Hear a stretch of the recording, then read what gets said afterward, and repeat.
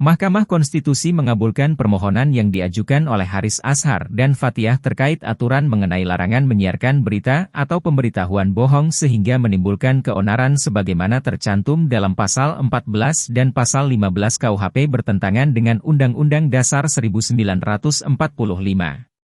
Demikian putusan nomor 78 PU 21/2023 dari permohonan yang diajukan oleh Haris Azhar dan Fathiah terkait dengan uji material Undang-Undang Nomor 1 Tahun 1946 tentang Kitab-Kitab Undang-Undang Hukum Pidana, KUHP. Sidang putusan tersebut dibacakan pada Kamis, 21 Maret 2024 di ruang sidang pleno Mahkamah Konstitusi. Dalam provisi, menolak permohonan provisi para pemohon untuk seluruhnya. Dalam pokok permohonan, mengabulkan permohonan para pemohon untuk sebagian. Menyatakan Pasal 14 dan Pasal 15 Undang-Undang Nomor 1 Tahun 1946 tentang Kitab-Kitab Undang-Undang Hukum Pidana bertentangan dengan Undang-Undang Dasar Negara Republik Indonesia tahun 1945 dan tidak mempunyai kekuatan hukum mengikat, kata Ketua MK Soehartoyo membacakan amar putusan. Dalam pertimbangan hukum yang dibacakan Hakim Konstitusi Arsul Sani, Mahkamah berpendapat unsur, berita atau pemberitahuan bohong, dan kabar yang tidak pasti atau kabar yang berkelebihan, yang termuat dalam Pasal 14 dan Pasal 15 KUHP dapat menjadi pemicu terhadap sifat norma pasal-pasal aqua menjadi pasal karet, yang dapat menciptakan ketidakpastian hukum. Sebab, menurut Kamus Besar Bahasa Indonesia, KBBI, yang dimaksud, pasal karet, adalah pasal dalam undang-undang yang tidak jelas tolok ukurnya. Terlebih, dalam perkembangan teknologi informasi seperti saat ini yang memudahkan masyarakat dalam mengakses jaringan teknologi informasi, masyarakat dapat memperoleh informasi dengan mudah dan cepat yang acapkali tanpa diketahui apakah berita yang diperoleh adalah berita bohong atau berita benar dan berita yang berkelebihan. Sehingga berita dimaksud tersebar dengan cepat kepada masyarakat luas yang hal demikian dapat berakibat dikenakannya sanksi pidana kepada pelaku dengan mendasarkan pada ketentuan Pasal 14 dan Pasal 15 U Nomor 1 Tahun 1946 tersebut, ucap Arsul. Menurut Mahkamah, lanjut Arsul, jika dicermati terdapat ketidakjelasan terkait ukuran atau parameter yang menjadi batas bahaya. Artinya, apakah keonaran tersebut juga dapat diartikan sebagai kerusuhan yang membahayakan negara? Dalam KBBI, kata dasar keonaran adalah onar, yang memiliki beberapa arti, yakni kegemparan, kerusuhan, dan keributan. Oleh karena itu, dari telahan makna kata, onar atau keonaran, dalam KBBI dimaksud, makna kata, keonaran, adalah bersifat tidak tunggal. Oleh karena itu, sambungnya, penggunaan kata keonaran dalam ketentuan Pasal 14 dan Pasal 15 KUHP berpotensi menimbulkan multitafsir, karena antara kegemparan, kerusuhan, dan keributan memiliki gradasi yang berbeda-beda, demikian pula akibat yang ditimbulkan. Dengan demikian, terciptanya ruang ketidakpastian karena multitafsir tersebut akan berdampak pada tidak jelasnya unsur-unsur yang menjadi parameter atau ukuran dapat atau tidaknya pelaku dijerat dengan tindak pidana, tambah Arsul. Lebih lanjut dalam pertimbangannya, Mahkamah menilai, jika hal ini dikaitkan dengan hak kebebasan untuk berpendapat yang dijamin oleh UUD 1945, meskipun sesungguhnya bertujuan memberikan masukan atau kritik kepada penguasa sekalipun, hak-hak tersebut akan terancam aktualisasinya. Sebab, yang dapat atau mungkin terjadi adalah justru penilaian yang bersifat subjektif dan berpotensi menciptakan kesewenang-wenangan. Terlebih, dengan tidak adanya ketidakjelasan makna, keonaran, dalam Pasal 14 dan Pasal 15 KUHP tersebut seseorang atau masyarakat yang dianggap menyebarkan berita bohong tidak lagi diperiksa berdasarkan fakta, bukti, dan argumentasi yang ada, sehingga hal tersebut menyebabkan masyarakat menjadi tidak dapat secara bebas mengawasi dan mengkritisi kebijakan pemerintah dengan cara mengeluarkan pendapat yang dijamin oleh UUD 1945, yaitu hak untuk berserikat, berkumpul, dan mengeluarkan pikiran dengan lisan dan tulisan. Kemudian Hakim Konstitusi Eni Nurbaningsih yang juga membacakan pertimbangan hukum menyampaikan Mahkamah menilai unsur, onar atau keonaran, yang termuat dalam Pasal 14 KUHP sudah tidak relevan lagi dengan perkembangan zaman dan teknologi informasi saat ini. Kini, masyarakat sudah memiliki akses yang luas dan mudah terhadap informasi melalui berbagai media, khususnya media sosial. Sehingga dinamika yang terjadi dalam mengeluarkan pendapat dan kritik berkenaan dengan kebijakan pemerintah di ruang publik.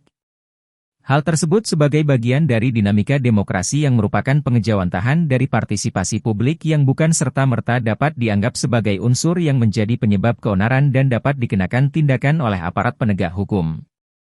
Dengan kata lain, jika ada seseorang yang menyiarkan berita atau pemberitahuan kepada masyarakat melalui media apapun meskipun berita atau pemberitahuan tersebut masih diragukan kebenarannya, kemudian berita atau pemberitahuan tersebut menimbulkan diskursus di ruang publik, maka seharusnya diskusi tersebut tidaklah serta-merta merupakan bentuk keonaran di masyarakat yang langsung dapat diancam dengan hukuman pidana, terang Eni Nurbaningsih.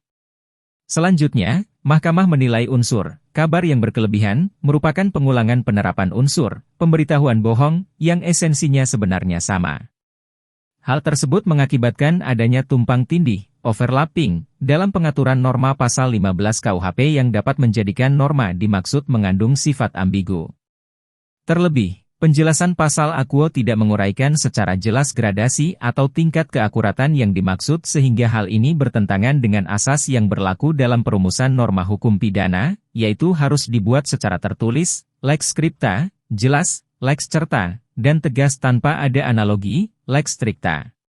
Dengan demikian, Eni menjelaskan pertimbangan hukum mahkamah terkait dengan unsur, berita atau pemberitahuan bohong, dalam pasal 14 KUHP mutatis mutandis menjadi pertimbangan hukum mahkamah terkait dengan pertimbangan unsur, kabar yang tidak pasti, atau kabar yang berkelebihan, dalam pasal 15 KUHP. Berdasarkan uraian pertimbangan hukum tersebut di atas, menurut Mahkamah, dengan adanya rumusan norma pasal 14 dan pasal 15 Undang-Undang Nomor 1 Tahun 1946 yang luas dan tidak jelas sehingga dapat diartikan secara tidak terbatas dan beragam, telah menyebabkan pasal akuo bertentangan dengan pasal 28D ayat 1 UUD 1945 yang tidak memberikan pengakuan, jaminan, perlindungan, dan kepastian hukum yang adil serta perlakuan yang sama di hadapan hukum bagi setiap warga negara. Dengan demikian, dalil para pemohon berkaitan dengan inkonstitusionalitas norma pasal 14 dan pasal 15 Undang-Undang Nomor 1 Tahun 1946 adalah beralasan menurut hukum, urai Eni. Setelah dicermati materi muatan dari ketentuan pasal 433 Undang-Undang Nomor 1 Tahun 2023, KUHP baru, menurut Mahkamah, terdapat perbedaan antara ketentuan norma dalam pasal 310 ayat 1 KUHP dengan norma pasal 433 Undang-Undang Nomor 1 Tahun 2023 yakni dalam pasal 433 Undang-Undang Nomor 1 Tahun 2023 terdapat penegasan pelaku melakukan perbuatan pencemaran mencakup perbuatan dengan lisan, dan unsur tersebut tidak diatur dalam pasal 310 ayat 1 KUHP. Oleh karena itu, tanpa Mahkamah bermaksud menilai konstitusionalitas pasal 433 Undang-Undang Nomor 1 Tahun 2023 yang baru mempunyai kekuatan mengikat setelah 3 tahun sejak diundangkan, 2 Januari 2026, maka penegasan berkenaan dengan unsur, perbuatan dengan lisan, yang terdapat dalam pasal 433 Undang-Undang Nomor 1 Tahun 2023 bisa diadopsi atau diakomodir guna kepastian hukum dalam penerapan ketentuan norma pasal 310 ayat 1 KUHP. Dengan demikian, norma pasal 310 ayat 1 KUHP dimaksud dapat memberikan kepastian hukum dan mempunyai jangkauan kesetaraan yang dapat mengurangi potensi adanya perbedaan perlakuan atau diskriminasi terhadap adresat norm atas ketentuan norma pasal 310 ayat 1 KUHP, sehingga dalam penerapannya tidak menimbulkan ambiguitas, terang Eni. Sehingga, berdasarkan pertimbangan hukum di atas, Mahkamah berkesimpulan bahwa ketentuan norma pasal 310 ayat 1. KUHP harus dinyatakan inkonstitusional secara bersyarat, sebagaimana yang selengkapnya akan dinyatakan dalam amar putusan perkara akuo. Namun, oleh karena kesimpulan Mahkamah akuo bukan sebagaimana yang dimohonkan oleh para pemohon, oleh karena itu dalil para pemohon berkenaan inkonstitusionalitas norma pasal 310 ayat 1 KUHP adalah beralasan menurut hukum untuk sebagian. Berdasarkan seluruh uraian pertimbangan hukum di atas, telah ternyata ketentuan norma pasal 14 dan pasal 15 Undang-Undang Nomor 1 Tahun 1946 serta pasal 310 ayat 1 KUHP tidak memberikan pengakuan, jaminan, perlindungan, Dan kepastian hukum yang adil serta perlakuan yang sama di hadapan hukum bagi setiap warga negara sebagaimana dijamin dalam pasal 28D ayat 1 UUD 1945. Dengan demikian, dalil-dalil para pemohon berkaitan dengan inkonstitusionalitas norma pasal 14 dan pasal 15 Undang-Undang Nomor 1 Tahun 1946 serta pasal 310 ayat 1 KUHP adalah beralasan menurut hukum untuk sebagian. Sementara itu, permohonan para pemohon terhadap pengujian norma pasal 27 ayat 3 dan pasal 45 ayat 3 Undang-Undang 19 tahun 2016 adalah kehilangan objek, sebut Eni. Sebelumnya, Haris Azhar dan Fathia Maulidiyanti divonis bebas dalam kasus dugaan pencemaran nama baik terhadap Menteri Koordinator Bidang Kemaritiman dan Investasi, Menko Marves, Luhut Binsar Panjaitan. Majelis Hakim Pengadilan Negeri Jakarta Timur kala itu menyatakan dakwaan jaksa terhadap Haris Azhar tidak terbukti secara sah. Memutuskan, menyatakan terdakwa Haris Azhar tidak terbukti secara sah dan meyakinkan bersalah, ucap Ketua Majelis Hakim di Pengadilan Negeri Jakarta Timur, Senin, 8 Januari 2024. Seluruh dakwaan dinyatakan tidak terbukti. Hakim juga merehabilitasi nama baik Haris Azhar dan membebaskan Fathia dari seluruh dakwaan.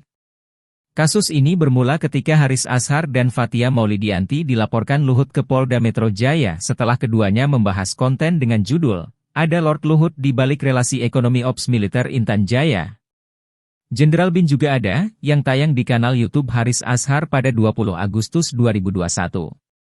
Setidaknya ada beberapa cuplikan yang membuat Luhut geram, di antaranya seperti Fathia yang menyebut bahwa PT Tobacom Del Mandiri, anak usaha Toba Sejahtera Group ikut bermain bisnis tambang di Papua, di Blok Wabu.